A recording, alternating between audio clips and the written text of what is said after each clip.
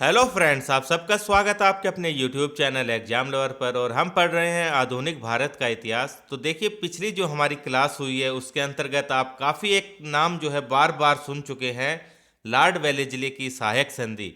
जब हमने आंग्लेय मराठा युद्ध के बारे में पढ़ा था तो उसके अंदर भी हमने पढ़ा था कि जो पेशवा शासक था उस समय के अंदर बाजीराव सेकंड, उसने क्या किया था कि अंग्रेजों की सहायक संधि स्वीकार कर ली थी। उसके अलावा हमने जब आंग्लेय मैसूर युद्ध के बारे में पढ़ा तो ये देखा था कि 1799 ईस्वी में जो टीपू सुल्तान है वो मारा जाता है। उसके बाद जो वाडियार वंश का एक राजकुमार था जिसका कि नाम था किरसन राव था, उसको वहाँ का शासक बना दिया गया अंग्रेजों के द्वारा और उसको लॉर्ड वेलेस्ली ने अपनी सहायक संधि स्वीकार करवा दी। तो देखिए, बार बार आप ये नाम सुन रहे हैं लॉर्ड वेलेस्ली की सहायक संधि। तो आखिर ये क्या थी लॉर्ड वेलेस्ली की सहायक संधि? इसी के बारे में आज की हमारी क्लास होगी। इसके अंदर हम विस्तार से पढ़ेंगे लॉर्ड वेलेस्ली की सहायक संधि के बारे में। इस संधि के क्या क्या प्रावधान हुआ करते थे, जो राज्य इस संधि को स्वीकार करते थे उन्हें क्या क्या कार्य करने होते थे, राज्यों को किस प्रकार से इसके अंदर लाभ होता था या फिर सिर्फ और सिर्फ हानि उठानी पड़ती थी। तो चलिए स्टार्ट करते हैं आज की क्लास और पढ़ते हैं सहायक संधि के बारे में। तो देखिए, जो लॉर्ड वेलेस्ली है, अगर बात की जाए उसकी, तो वो भारत के अंदर बंगाल का गवर्नर जनरल बनकर आया था। अगर उसके समय काल की बात की जाए तो देखिए, 1798 ईस्वी के अंदर ये बंगाल का गवर्नर जनरल बना था और 1805 ईस्वी तक ये बंगाल का गवर्नर जनरल रहा था। तो देखिए, अगर बात करें 1798 ईस्वी तक की, जिस समय काल में कि ये जो लॉर्ड वेलेस्ली है ये भारत के अंदर आया था, तो भारत के अंदर उस समय के अंदर क्या स्थिति है। तो देखिए, यहाँ पर हमने जो पिछली क्लास जो पढ़ चुके हैं उनको यहाँ पर कंबाइन करने की कोशिश कीजिए। हमने पढ़ा था आंग्लेय मैसूर युद्ध के बारे में। तो देखिए, जब लॉर्ड वेलेस्ली के समय काल तक यहाँ पर 3 आंग्लेय मैसूर युद्ध हो चुके हैं। आप जानते हैं कि जो पहला युद्ध है वो 1767 ईस्वी के अंदर प्रारंभ हुआ था और 1769 ईस्वी तक चला था। एक तो ये युद्ध हो चुका है। उसके बाद दूसरा आंग्लेय मैसूर युद्ध हुआ था 1780 से 82 तक, वो युद्ध भी यहाँ पर घटित हो चुका है। इस युद्ध के अंदर हैदर अली की मृत्यु हो गई थी और उसके बाद में जो उसका बेटा है टीपू सुल्तान, उसने अंग्रेजों के साथ तीसरा मैसूर युद्ध किया, जो कि 1790 ईस्वी से लेकर 1792 ईस्वी तक चला।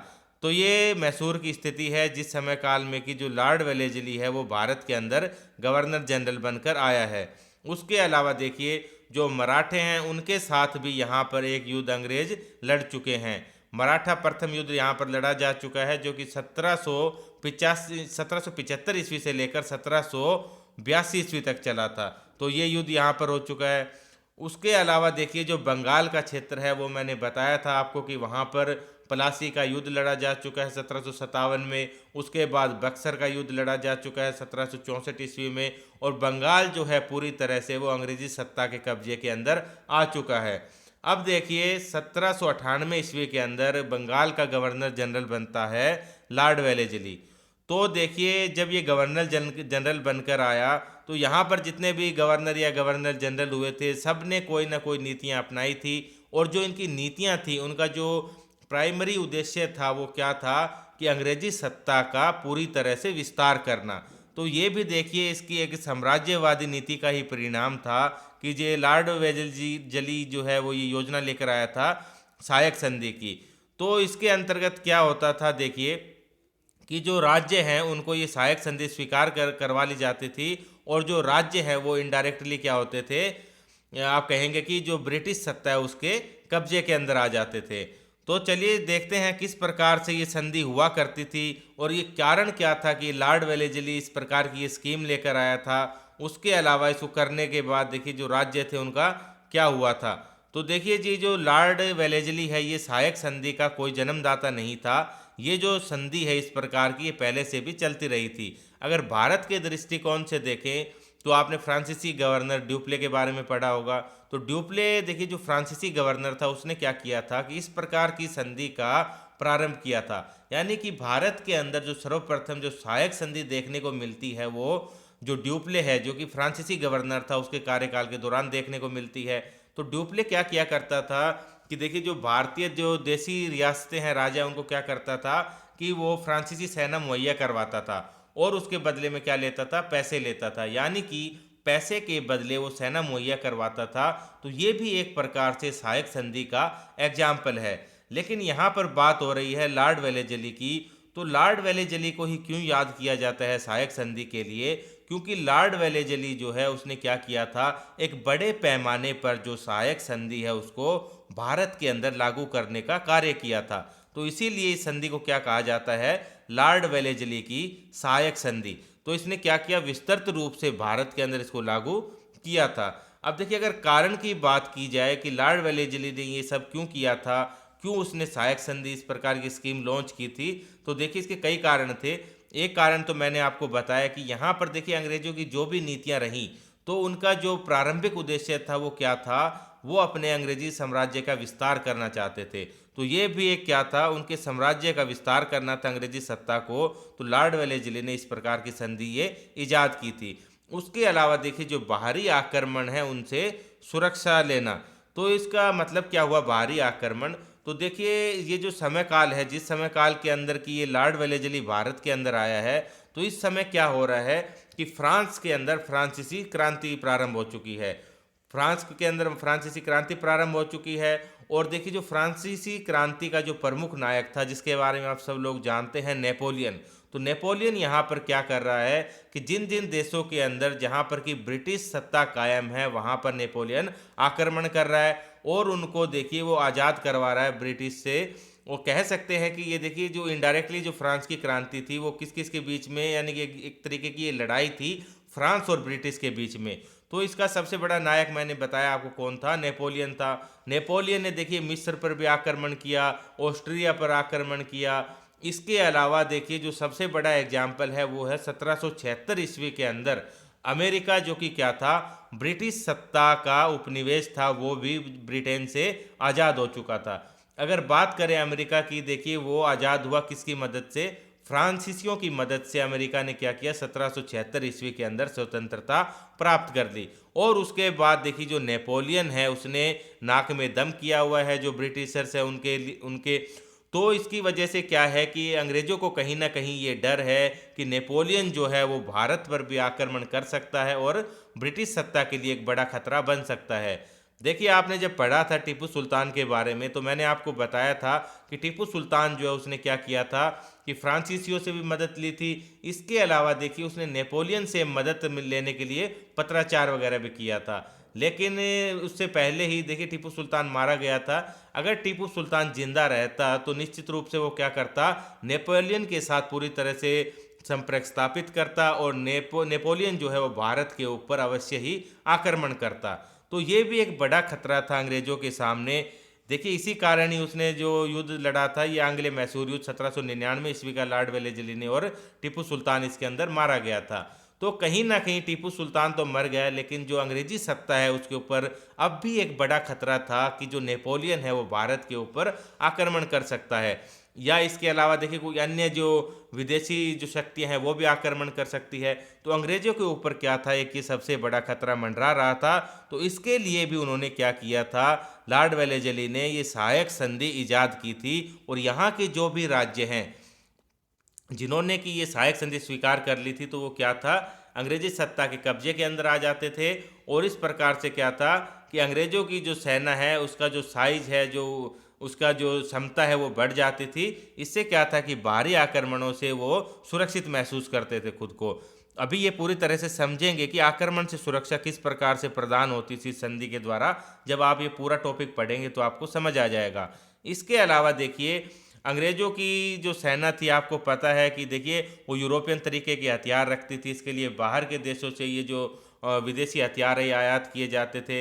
इसके अलावा जो ब्रिटिश सेना होती थी उसको प्रशिक्षण देने के लिए काफ़ी सारा धन खर्चा वगैरह भी होता था, उनको वेतन देना, रख रखाव के लिए काफ़ी सारा उनके पास जो था वो आर्थिक रूप से काफ़ी खर्चा था उनका।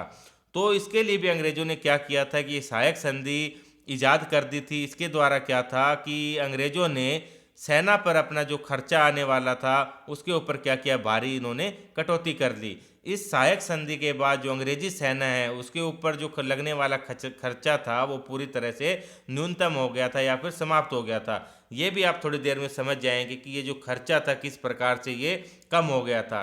तो बने रहें क्लास के अंदर। सबसे पहले आप क्या करें, चैनल को सब्सक्राइब कर लें, उसके बाद आप देखिए पढ़ते रहें। तो अब देखिए आगे क्या हुआ।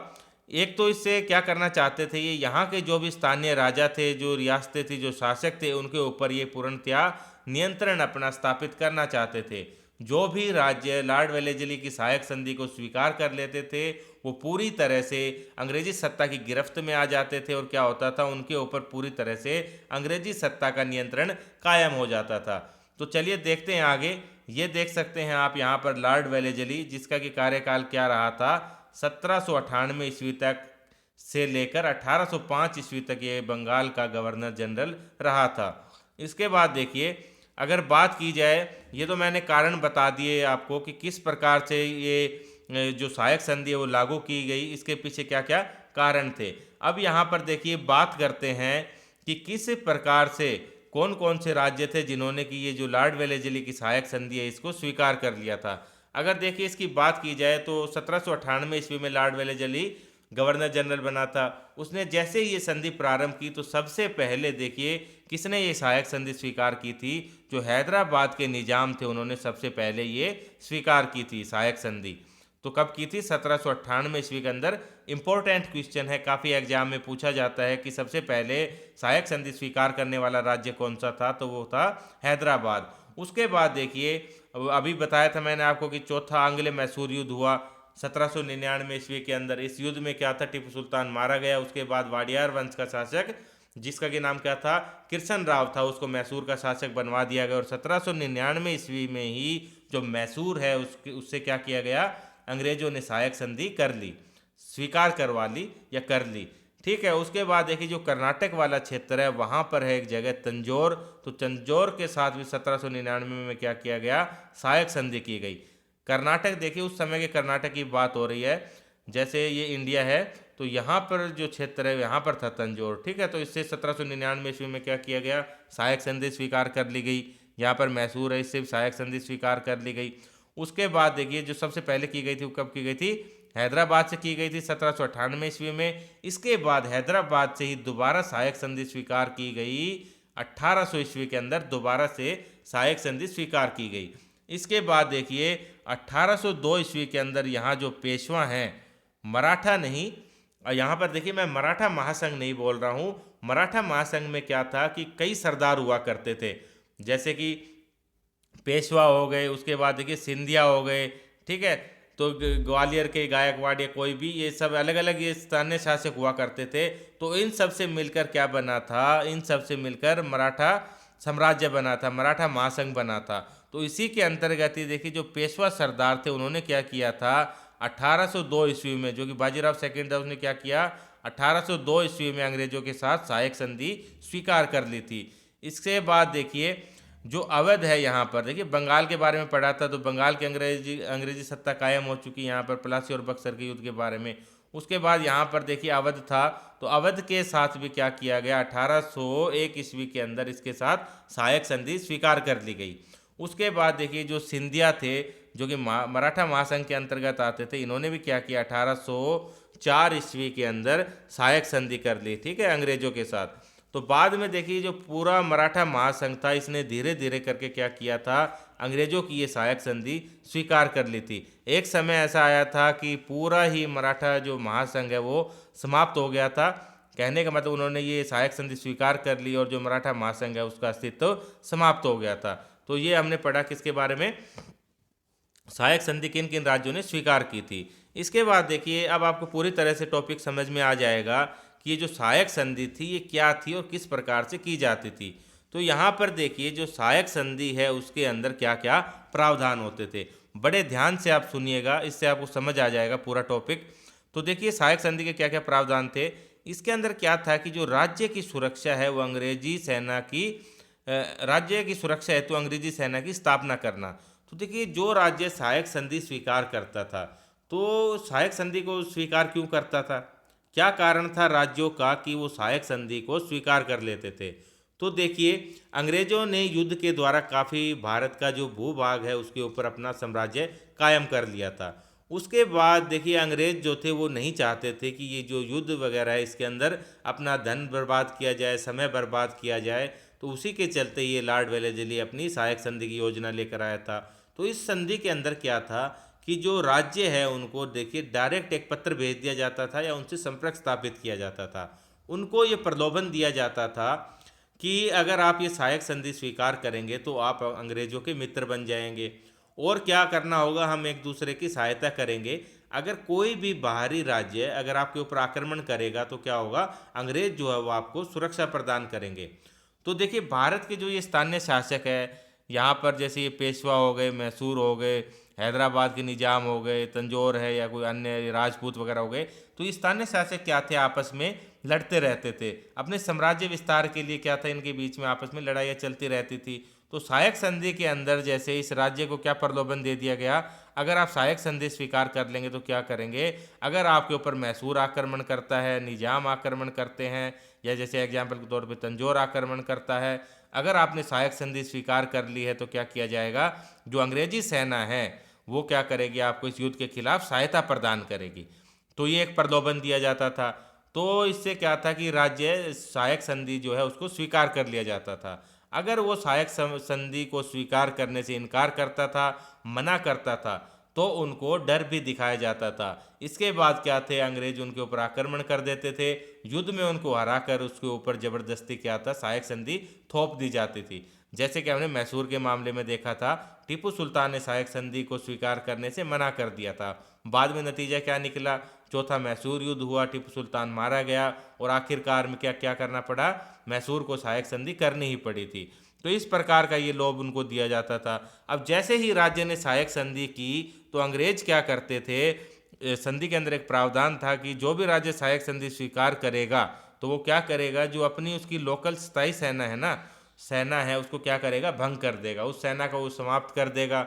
उसके बाद उस राज्य की सुरक्षा के लिए वहाँ पर ब्रिटिश सेना रखी जाएगी, अंग्रेजी सेना वहाँ पर स्थापित की जाएगी, जो कि क्या करेगी, राज्य को सुरक्षा प्रदान करेगी।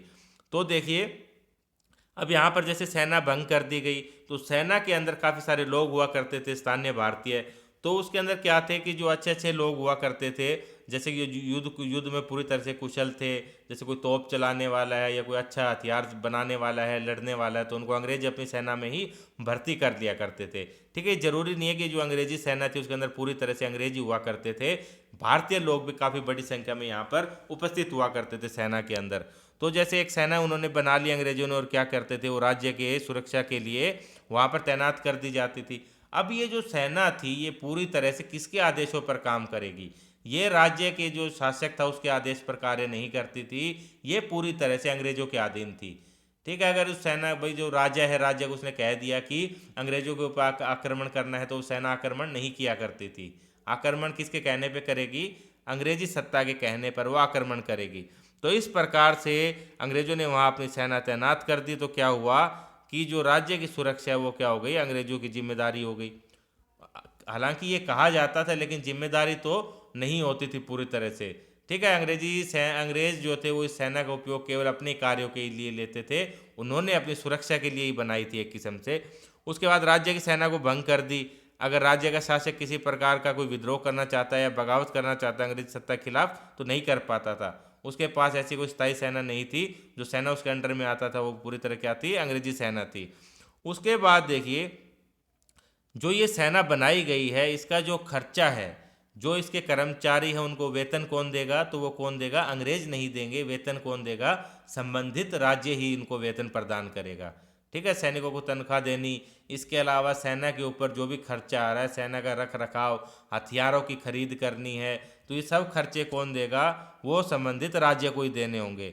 तो इसके देखिए दो तरीके अंग्रेजों ने निकाले थे, या तो वो अंग्रेजों को इसका नगद भुगतान कर सकते थे सेना के मेंटेनेंस के लिए।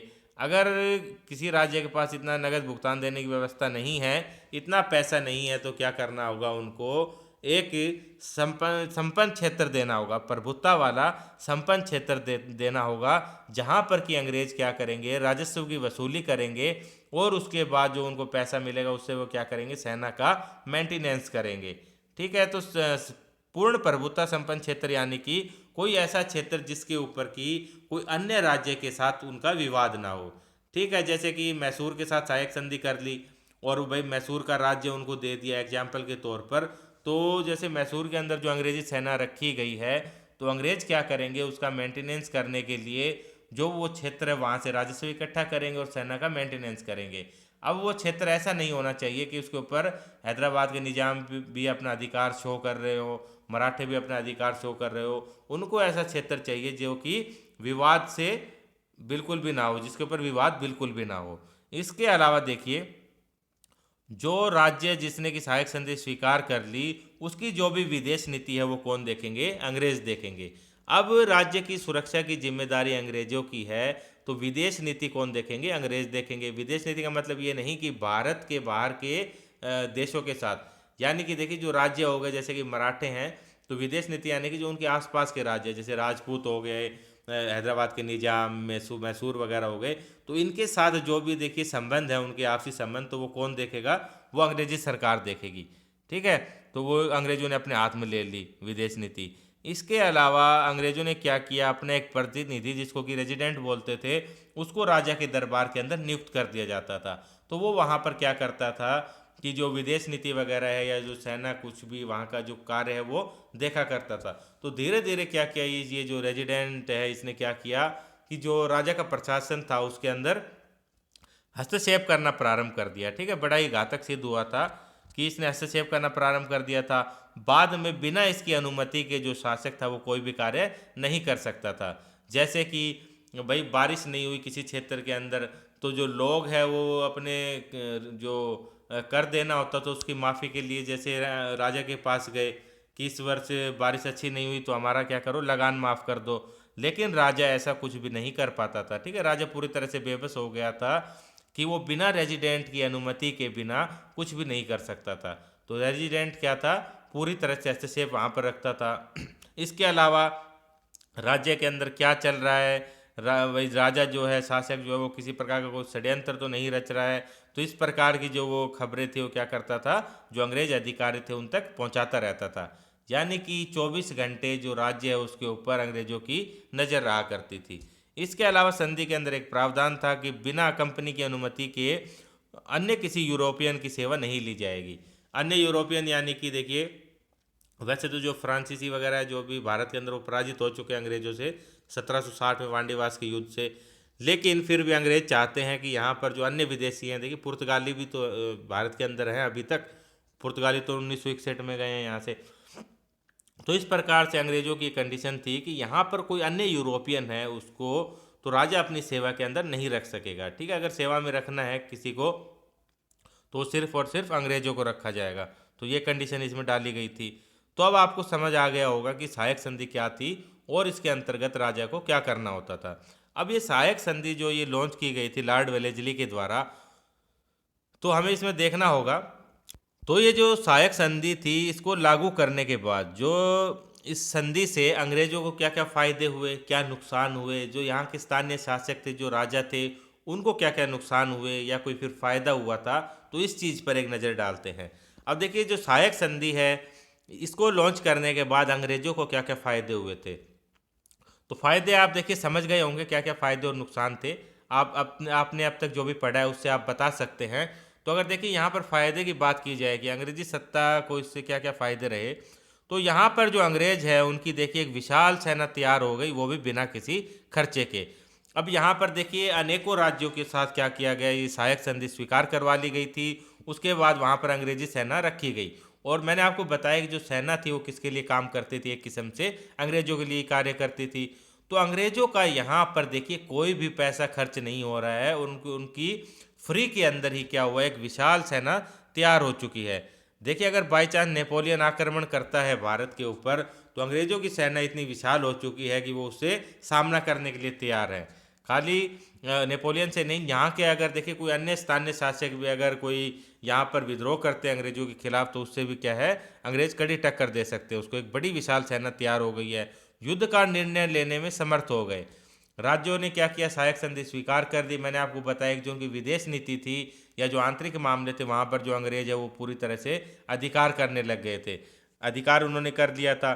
तो उसके अलावा देखिए, अगर किसी पड़ोसी राज्य के साथ अंग्रेज युद्ध कर रहे हैं, आक्रमण कर रहे हैं, तो उस राज्य को जिसने कि सहायक संधि स्वीकार कर ली है उसको पूरी तरह से विवश कर दिया जाता था कि देखिए युद्ध में उसकी सहायता करें। अगर अगर अंग्रेजों को उसकी सहायता लेनी है राज्य की, सहायक संधि वाले राज्य की, तो आसानी से ले सकते हैं। ठीक है, अगर राजा खुश नहीं है, नहीं चाहता, तो भी अंग्रेज क्या कर सकते हैं, युद्ध का निर्णय ले सकते हैं बिना उसकी अनुमति के।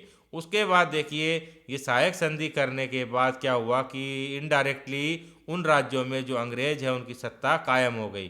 कह सकते हैं कि अंग्रेजों के एक विशाल साम्राज्य की स्थापना हो गई। आपने देखा था अभी कि बंगाल तो जो पहले ही है वो उसके कब्जे में हो गया, अंग्रेजों के कब्जे में। उसके बाद अवध से भी सहायक संधि कर ली और धीरे धीरे करके मराठाओं को पराजित करके देखिए पूरा जो मराठा साम्राज्य था वो भी अंग्रेजों के कब्जे में आ गया था। मैसूर पर सहायक संधि कर ली, जो उनके मित्र वगैरह थे अंग्रेजों के ट्रावणकोर, उसने सहायक संधि कर ली। तंजौर कर्नाटक क्षेत्र यहाँ भी सहायक संधि कर ली। उत्तरी सरकार तट है यहाँ भी सहायक संधि कर ली। तो यहाँ देखिए पूरी तरह से जो बाद में देखिए जो ये राजस्थान के राज्य हैं, राजस्थान राज्य यहाँ भी काफ़ी सारे लगभग सभी ने क्या किया था, सहायक संधि स्वीकार कर ली। तो इस प्रकार आप देखेंगे कि जो अंग्रेजी साम्राज्य है वो पूरी तरह से पूरे भारत के अंदर ही फैल गया था धीरे धीरे करके इसकी वजह से। उसके बाद देखिए राज्यों के जो भी निर्णय होते थे जो अंग्रेजी सत्ता स्वयं करने लगी। ठीक है, बार बार बताने की जरूरत नहीं है। वहाँ पर आंतरिक हस्तक्षेप करते थे, विदेश नीति उनकी वही अंग्रेजी देखा करते थे। तो इससे क्या हुआ कि राजा जो था वो केवल नाम मात्र का ही शासक बन गया था। किसी भी प्रकार का वो कोई निर्णय नहीं कर पाता था। अगर कोई भी निर्णय लेना होता था तो कौन करता था, अंग्रेजी सत्ता करती थी। इसके अलावा देखिए एक विशाल सेना का निर्माण हो गया। तो इससे क्या हुआ कि जो फ्रांसीसी, खासकर कि आप बोल सकते हैं जो नेपोलियन था, जो कि फ्रांसीसी क्रांति का नायक बनकर उभरा था, तो उसका जो भय था, उसका डर था कि वो भारत पर आक्रमण कर सकता है। तो कहीं ना कहीं अंग्रेजों का क्या हुआ, ये भय भी समाप्त हो गया। अब अंग्रेजों की बहुत बड़ी सेना हो चुकी थी और सभी राज्य जो है जिन्होंने की सहायक संधि स्वीकार कर ली थी, अगर नेपोलियन आक्रमण करता है तो क्या करेंगे, सभी राज्य अंग्रेजों की तरफ से नेपोलियन से युद्ध करेंगे। तो इस प्रकार से अंग्रेजों का ये भय भी समाप्त हो गया। इसके अलावा देखिए उनके आर्थिक लाभ में भी बढ़ोतरी हुई अंग्रेजों के। तो मैंने आपको बताया कि भाई इतनी बड़ी सेना, उसका मेंटेनेंस कौन कर रहा है, राज्य कर रहे हैं। तो इससे क्या हुआ, अंग्रेजों का कोई भी पैसा खर्च नहीं हो रहा है, तो क्या है उनकी बचत ही बचत हो रही है। इसके अलावा उनको देखिए क्षेत्र भी मिल रहे हैं सेना के मेंटेनेंस के लिए, जहाँ से वो क्या कर रहे हैं, राजस्व की वसूली कर रहे हैं। जो वेतन में दिया गया वो पैसा वो दे दिया, बाकी जो बच गया उससे सबसे क्या है, हर जगह से वो उनको आर्थिक लाभ में बढ़ोतरी हो रही है इसकी वजह से। अब देखिए सेना इतनी बड़ी हो गई, आर्थिक स्थिति भी अंग्रेजों की मजबूत है, तो इसका नतीजा क्या निकला कि भारत के अंदर जो कंपनी है उसकी स्थिति बहुत ज़्यादा मजबूत हो गई थी धीरे धीरे करके। तो ये तो हो गई अंग्रेजों की बात। अंग्रेजों को क्या हुआ, इस संधि से सिर्फ और सिर्फ फायदा ही हुआ। उनको किसी भी प्रकार का कोई भी नुकसान इस संधि के अंदर नहीं उठाना पड़ा। लेकिन अगर हम दूसरी तरफ बात करें राज्यों की, कि जो राज्य सहायक संधि को स्वीकार करते थे, अब उनकी क्या स्थिति है। इनको देखिए किसी भी प्रकार का कोई लाभ नहीं हो रहा है इस संधि से, कोई फायदा नहीं है, सिर्फ और सिर्फ इनको क्या है, नुकसान ही नुकसान है। तो देखिए किस प्रकार का नुकसान उठाना पड़ रहा है। यहाँ पर जो शासक है या फिर जो शासक है, राजा है, उसकी क्या है, स्वायत्तता पूरी तरह से समाप्त हो चुकी है। अब जो राजा है वो क्या है, किसी भी प्रकार का कोई निर्णय नहीं कर सकता है। अगर जनता की सुख सुविधा के लिए वो कोई सामाजिक कार्य करना चाहता है या उनके हित में कोई कार्य करना चाहता है तो वो नहीं कर पाएगा। ठीक है, क्योंकि क्या है, अंग्रेजों का पूरी तरह से राज्य के ऊपर अधिकार है, पूरा पूरा हस्तक्षेप है उनके ऊपर। उसके बाद देखिए इससे क्या हुआ कि जो राज्य के आर्थिक, सामाजिक और राजनीतिक पतन हो गया इसका। यानी कि अब जो देखिए राजा नाम मात्र का शासक वहाँ पर बच गया। अब यहाँ पर आर्थिक नुकसान भी हो रहा है कि यहाँ पर देखिए जो सेना रखी जा रही है, जो अंग्रेजी सेना, तो उसका खर्चा कौन दे रहा है, राज्य दे रहे हैं। अब अंग्रेजों की देखिए फ्री की ये सेना है, तो अंग्रेज सेना के अंदर अच्छे से अच्छा अपना कार्य करवा रहे हैं। उच्च कोटि के वो यूरोपियन हथियार मंगवाते हैं सेना के लिए, उनको अच्छे तरीके से प्रशिक्षण देते हैं। ठीक है, अच्छा खाना पीना, अच्छा वेतन सब देते हैं। लेकिन खर्चा कौन कर रहा है, राज्य कर रहा है। तो इससे क्या हुआ, राज्य की जो आर्थिक स्थिति है राज्य की वो बेहद कमज़ोर हो गई, क्योंकि बहुत ज़्यादा इसके ऊपर पैसा वगैरह खर्च किया जा रहा है। दूसरी तरफ सामाजिक स्थिति कमज़ोर हो गई राज्य की। ठीक है, पैसा जो अधिकतर सेना के ऊपर खर्च किया जा रहा है। राजा जो है वो समाज के हित में कोई कार्य नहीं कर सकता, केवल एक सिंबॉलिक वो अब राजा बच गया वहाँ पर, लेकिन किसी भी प्रकार की कोई शक्ति नहीं है। वो जनता के लिए किसी भी प्रकार का कोई राज्य कार्य नहीं कर सकता। तो इससे क्या है कि जो राज्य है उसकी सामाजिक स्थिति का भी पतन हो गया। अगर राजनीतिक स्थिति की बात करें तो देखिए किसी भी प्रकार की कोई राजनीतिक स्थिति राज्य के अंदर बच नहीं गई। जो भी देखिए विदेश नीतियां हैं या कोई आंतरिक मामले हैं, कोई भी है राज्यों का, तो किसके हाथ में आ चुका है, जो रेजिडेंट है वो हस्तक्षेप कर रहा है। इसके अलावा अंग्रेजी सत्ता की पूरी तरह से ये काबू में आ चुका है राज्य। तो इसके अलावा देखिए राज्य की सेना भंग कर दी गई, सैनिक जो है वो बेरोजगार हो गए, राजा कोई कार्य वहाँ पर करवा नहीं पा रहा है। सहायक संधि के बाद अगर राजा ने कोई जैसे क्षेत्र अंग्रेजों को दे दिया है, तो अंग्रेज वहाँ से क्या कर रहे हैं, भारी कर वसूल कर रहे हैं वहाँ से। लगान की जो परसेंटेज है वो इतनी बढ़ा दी है कि जनता देने में असमर्थ है। तो इसके चलते क्या हुआ कि धीरे धीरे करके देखिए जो कृषि का पतन है वो हो गया। कृषि का पतन हुआ तो जो कृषि से संबंधित जो व्यापार या उद्योग धंधे थे उनका भी धीरे धीरे पतन प्रारंभ हो गया। लोग बेरोजगार हो गए, गुलामी की बेड़ियों में जड़ते चले गए, ठीक है, कृषि और ये व्यापार खत्म होने के बाद। यानी कि इन सब का निचोड़ हम कह सकते हैं कि लॉर्ड वेलेस्ली की सहायक संधि से जो राज्य है वो पूरी तरह से क्या हुआ, अंग्रेजों के अधीन हो गए थे। ठीक है, एक तरीके से क्या हुआ, वहाँ पर अंग्रेजी जो राज है वो कायम हो गया था। तो फ्रेंड्स ये था आज का हमारा टॉपिक, जिसके अंदर हमने पढ़ा था लॉर्ड वेलेस्ली की सहायक संधि। तो अगर फ्रेंड्स आपको वीडियो पसंद आता था, वीडियो को जरूर से लाइक करें, चैनल को सब्सक्राइब करें, कमेंट करें और अपने फ्रेंड्स के पास भी इसको शेयर करने की कृपा करें। तो थैंक यू फ्रेंड्स, मिलते हैं नेक्स्ट वीडियो में जल्दी।